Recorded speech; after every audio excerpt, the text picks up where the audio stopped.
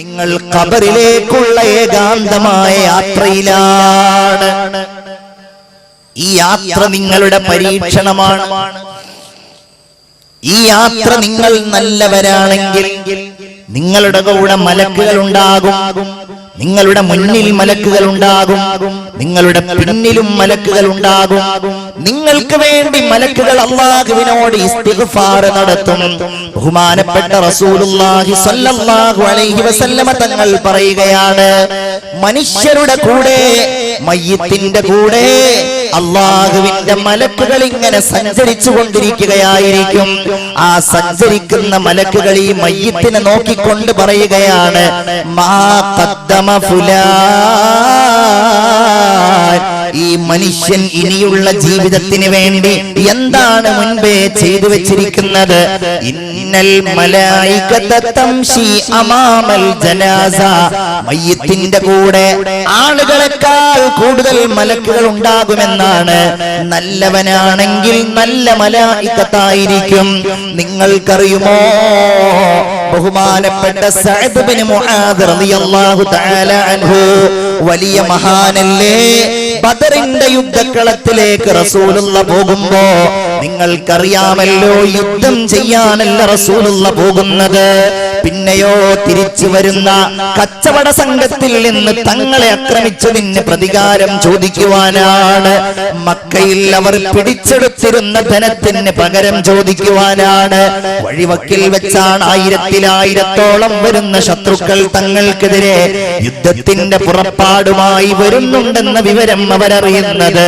ഹബീബായ നബി തിരുമേനി കൂടെയുള്ളവരോട് ചർച്ച ചെയ്യുകയാണ്, സ്വഹാബികളെ, ഇതാ നമുക്കെതിരായി പുറപ്പെട്ടിരിക്കുന്നു, നിങ്ങൾക്ക് എന്താണ് പറയാനുള്ളതെന്ന് ചോദിക്കുമ്പോ അബൂബക്കർ റളിയല്ലാഹു അൻഹുവും ഉമർ റളിയല്ലാഹു അൻഹുവും എഴുന്നേറ്റ് നിന്നുകൊണ്ട്, യാ റസൂലല്ലാഹ്, അങ്ങേക്ക് വേണ്ടി ഞങ്ങൾ മരിക്കാൻ തയ്യാറാണ്.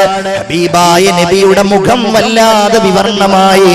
സന്തോഷം കൊണ്ടവിടുത്തെ മുഖം ചുവന്നവിടുത്തെ കണ്ണുകൾ പതറുന്നത് മഹാന്മാരായ അൻസാരികളായ സ്വഹാബികളെയാണ്.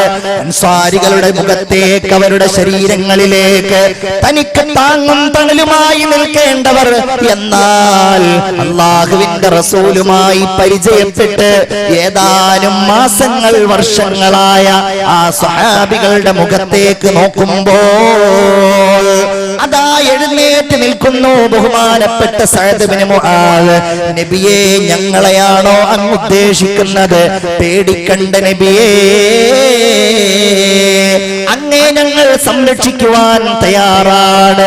ഞങ്ങളുടെ ധനത്തെക്കാളും ഞങ്ങളുടെ സന്താനങ്ങളെക്കാളും ഞങ്ങൾ അങ്ങയെ സംരക്ഷിക്കാൻ തയ്യാറാണ് യാ റസൂലല്ലാഹ്. അങ്ങ് ഞങ്ങളുമായിട്ടൊരു മലമുകളിൽ കയറിയാൽ അങ്ങയുടെ പിന്നാലെ ഞങ്ങളും കയറും നബിയേ. അങ്ങ് ഞങ്ങളുമായിട്ടൊരു സമുദ്രത്തിലേക്ക് എടുത്തു ചാടിയാൽ ഞങ്ങൾ അങ്ങയുടെ പിന്നാലെ കയറും നബിയേ. അല്ലാഹുവിന്റെ റസൂലേ, അങ്ങ് ഞങ്ങളുമായിട്ടൊരു സമുദ്രത്തിലേക്ക് എടുത്തു ചാടിയാൽ ഞങ്ങൾ ഉണ്ടാകുമെന്നു മാത്രമല്ല, അങ്ങയുടെ വലതുഭാഗത്ത് ഞങ്ങളുണ്ടാകും, അങ്ങയുടെ ഇടതുഭാഗത്ത് ഞങ്ങളുണ്ടാകും, അങ്ങയുടെ മുന്നിലും അങ്ങയുടെ പിന്നിലും ഞങ്ങളും ഉണ്ടാകും എന്ന് പറഞ്ഞ് ആവേശഭരിതനാക്കിയ ബഹുമാനപ്പെട്ട സഅദ് ബിൻ മുആദ് മരിച്ചുപോയി. അദ്ദേഹം വഫാത്തായി പോയി. റസൂലുള്ളാഹിക്ക് വലിയ സങ്കടമായി. ആ മരണത്തിൽ അനുശോചനം രേഖപ്പെടുത്തിക്കൊണ്ട് അവിടുന്ന് പറഞ്ഞു, ഇഹ്തസ്സ അർശുർ റഹ്മാനി ഫീ മൗതി സഅദ് ബിൻ മുആദ്. നമ്മുടെ കൂട്ടുകാരനായ സഅദ് ബിൻ മുആദിന്റെ മരണത്തിൽ എന്റെ സ്വഹാബികളെ, അല്ലാഹുവിന്റെ അർശ് പോലും കിടുങ്ങിപ്പോയിട്ടുണ്ടെന്ന് പറഞ്ഞു. ആ സഅദിന്റെ മയ്യിത്തുമായി സങ്കടപ്പെടുന്ന ഹൃദയവുമായി നബിയും അനുയായികളും പോവുകയാണ്. പോകുന്ന സമയത്ത് അവിടുന്ന് നടക്കുന്നത് കാലിന്റെ വിരലുകളിലാണ്. എന്തുകൊണ്ടാണ് നബിയെ നിങ്ങൾ അങ്ങനെ നടക്കുന്നത്? അവിടുന്ന് മറുപടി പറഞ്ഞു, സ്വഹാബികളെ, സഅദ് ബിൻ മുആദിന്റെ മയ്യിത്തിനെ അനുധാവനം ചെയ്യാൻ വേണ്ടി വന്നിരിക്കുന്ന മാലാഖമാരുടെ വർദ്ധിച്ച അംഗസംഖ്യകൾ കൊണ്ട് എന്റെ കാൽപാദം എനിക്ക് ഭൂമിയിൽ ചവിട്ടാൻ കഴിയുന്നില്ലെന്ന് ഹബീബായ നബി മുഹമ്മദ് മുസ്തഫ സല്ലല്ലാഹു അലൈഹി വസല്ലം. അങ്ങനെ നമുക്ക് യാത്ര ചെയ്യേണ്ടി വരും. ഖബർ എന്ന് പറയുന്നത് ഏകാന്തമായ വീടാണ് അല്ലേ? ആരുമില്ലാത്ത നാളെ കിടക്കുന്ന വീട് ഖബറെന്ന മണ്ണറക്കൂട്. വല്ലാത്ത വരികളാണത്. ഖബറെന്ന മണ്ണറക്കൂട്. നിങ്ങളൊക്കെ കിടക്കുന്ന കിടപ്പറയെ കുറിച്ചൊന്ന് ഓർത്തു നോക്കൂ. നമ്മുടെ മെത്തകളെ കുറിച്ചൊന്ന് ആലോചിച്ചു നോക്കൂ. നമ്മുടെ വീടിന്റെ വിശാലതയെ കുറിച്ചും റൂമുകളുടെ വിസ്താരത്തെ കുറിച്ചും ചുമരുകളെ കുറിച്ചും ഫാനിനെ കുറിച്ചും ഒന്ന് ഓർത്തു നോക്കൂ. എന്നാൽ ഖബറിന്റെ ഭീകരമായ അവസ്ഥയുണ്ടല്ലോ, അത് വല്ലാത്ത ഭീകരമായ ഒരു രംഗം തന്നെയാണ് എല്ലാവർക്കുമുള്ളത്. സാമീരി തീർത്ത കാള ദൈവവും ശബ്ദാദിന്റെ സ്വർഗവും കാറൂനിന്റെ കാഞ്ചന കനികളും കാലങ്ങളായി ലോകത്ത് സ്മരിക്കപ്പെടുന്ന എല്ലാവർക്കും നമുക്കുള്ളത്, നമ്മെ കാത്തിരിക്കുന്ന വീട്. സ്നേഹമുള്ളവരെ, ആ ഖബർ ഞാൻ ഇന്നലെ സൂചിപ്പിച്ചതുപോലെ നമ്മൾ നന്മയുള്ളവരാണെങ്കിൽ നമുക്ക് വേണ്ടി അല്ലാഹു ഖബർ സ്വർഗമാക്കി പരിവർത്തിപ്പിക്കുന്നതാണ്. അല്ലാഹു തൗഫീഖ് ചെയ്യുമാറാകട്ടെ. അതാണ് അവിടുന്ന് പറഞ്ഞത്, അൽ ഖബ്റു ഇമ്മാ റൗളത്തും മിൻ റിയാദിൽ ജന്ന. ഒന്നുകിൽ ഖബർ സ്വർഗ്ഗത്തോപ്പുകളിലെ ഒരു തോട്ടമായിരിക്കും, ഔ ഹുഫ്റത്തും മിൻ ഹുഫരിൻ നീറാൻ, അല്ലെങ്കിൽ നരകക്കുഴിയിലെ ഒരു കുഴിയായി ഓരോ മനുഷ്യർക്കും ഖബർ അനുഭവപ്പെടുമെന്ന് ഹബീബായ നബി മുഹമ്മദ് മുസ്തഫ സല്ലല്ലാഹു അലൈഹി വസല്ലം. അതിനെ പേടിച്ചവരുണ്ടായിരുന്നു മുൻഗാമികൾ.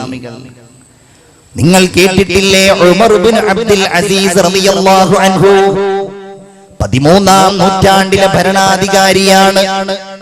വലിയ സ്നേഹനിധിയായ പ്രവാചകരുടെ അനുയായികളെ പോലെ 5ാം ഖലീഫ എന്നും 2ാം ഉമർ എന്നും ചരിത്രത്തിൽ അറിയപ്പെടുന്നയാളാണ്.